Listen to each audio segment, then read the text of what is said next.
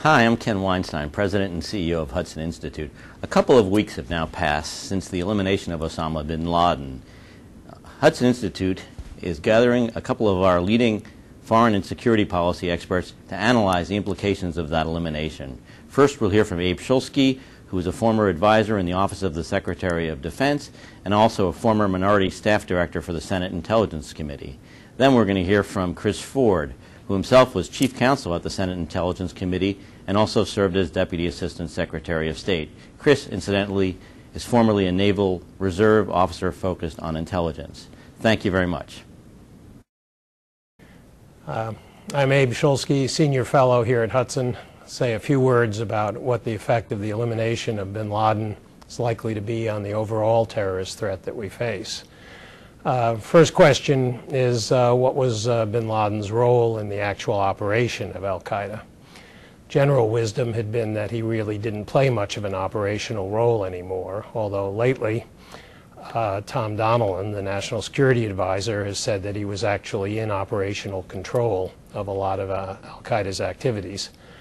That strikes me as a little unlikely, given that he was communicating mainly by courier with the other members of al-Qaeda. So I think we'll have to wait for a more analysis of some of the information that was gathered before we can answer that question. In other areas, however, bin Laden had an important role to play. He had certainly a tremendous amount of charisma that affected people throughout the Muslim world. Part of this may have been based on his seeming invulnerability, and obviously that's no longer the case. But in any case, I think any successor of bin Laden's is unlikely to have the same sort of charisma. And so in that sense, the organization will be weakened. May also be weakened in terms of the finances. Bin Laden clearly had a lot of connections to very rich people in Saudi Arabia and some of the Gulf countries. And it's not clear that any successor of his would be able to have the same fundraising abilities. Also, the succession issue itself may weaken the organization. We really don't know much about how that is going, but there's at least the possibility that there'll be a falling out among various possible successors and that this could further weaken it. Finally, I think what may be the most important result of the raid is the huge amount of intelligence that we gathered, the thumb drives, documents, other kinds of media. This will take a long, long time to analyze. There was apparently a huge amount of material that was recovered. And depending on how much specificity there is about the location of other al-Qaeda members, about specific operations and the rest of it, this could really be the greatest impact and the greatest weakening of al-Qaeda and, in a sense, the greatest boon to our own security. To sort of summarize, al-Qaeda was already in the process of becoming what some people were thinking of almost as a franchise. In other words, you'd had organizations in Yemen, al-Qaeda in the Arabian Peninsula, or in North Africa, al-Qaeda in the Maghreb, that had taken inspiration from the al-Qaeda in Pakistan, but weren't actually run by it and tended to run somewhat independently. This process presumably will be furthered by the death of bin Laden. And of course also other groups within Pakistan itself, such as the Haqqani network or the Lashkar-e-Toiba terrorist groups that had a similar ideology to al-Qaeda but weren't really connected with it organizationally, will also continue. So I would say that in summary, this may be a weakening of al-Qaeda. How much of one we'll find out as we see more about what the intelligence haul really amounts to. But it's far from being an end of the terrorist threat that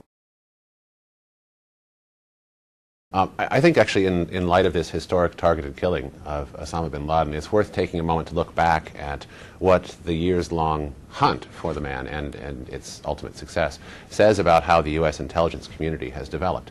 And I think it seems clear that after 10 years of counterterrorism work under Presidents Bush and Obama, the U.S. intelligence community has had a lot of success in addressing some of what were the main critiques offered against it, say 10 years ago. Those critiques were, in a sense, sixfold. First of all, although we were very good at electronic intelligence collection, we were felt to be very weak at human intelligence collection through spies and informants and that sort of thing. Secondly, our spies kept their data in agency-specific stovepipes, as it was called, which made it rather hard for analysts to connect the dots by cross-correlating information. Number three, we were said to be too reliant upon spies working under so-called official cover, that is, posing as diplomats under diplomatic immunity, which made it hard to penetrate terrorist networks. Number four, we put too much trust in our liaison relationships with foreign government security services in places where we had spies working. This made us perhaps unduly vulnerable to the kinds of selectivity or manipulation that may occur in their passing of information along to us. Number five, it was felt that U.S. intelligence was overall too risk-averse, too skittish about things like using violence or working with dirty sources, perhaps as a result of having been traumatized by congressional hearings during the 1970s. And finally, the entire U.S. national security community, it was said 10 years ago, was hobbled in its responses to terrorism by viewing the problem as principally one, as a law enforcement challenge that needed to be addressed by law enforcement means. Now, I think the hunt for bin Laden and its success after years of effort demonstrates that we've actually made a lot of progress under the last two presidents in addressing all of these main critiques. First of all, the hunt appears to have been a fully all-source search, correlating all kinds of different sources of information, from signals intelligence to unmanned surveillance, including using, apparently, a new stealthy surveillance drone, reconnaissance satellites, and yes, indeed, lots of old-fashioned shoe leather-based human intelligence collection, very successfully.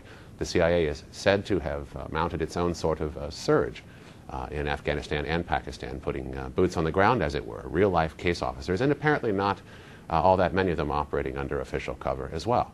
Liaison services in Pakistan were distrusted and therefore left entirely out of the equation. This is a triumph of putting it all together in a way that, frankly, 10 years ago one would not have thought our intelligence community capable of doing.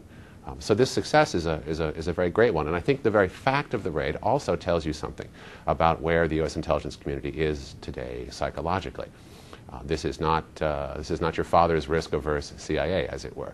The very fact of the raid says something about how the U.S. national security community views the struggle against terrorism. Clearly, this is a reaffirmation of the fact that we view this much more as a war sort of situation than as a merely law enforcement challenge. And it's not a challenge of war-making that is left, apparently, just for our military either.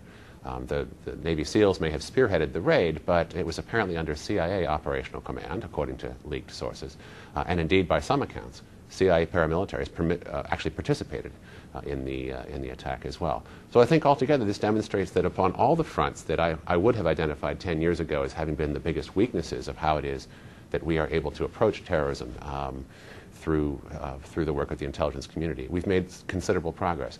I would suggest that it's now time for us to try to apply across the range of mission areas that our intelligence people work, not just in counterterrorism, but to apply the kind of interagency coordination and focus and frankly, boldness that we've shown against bin Laden. But I think it stands as a signal success.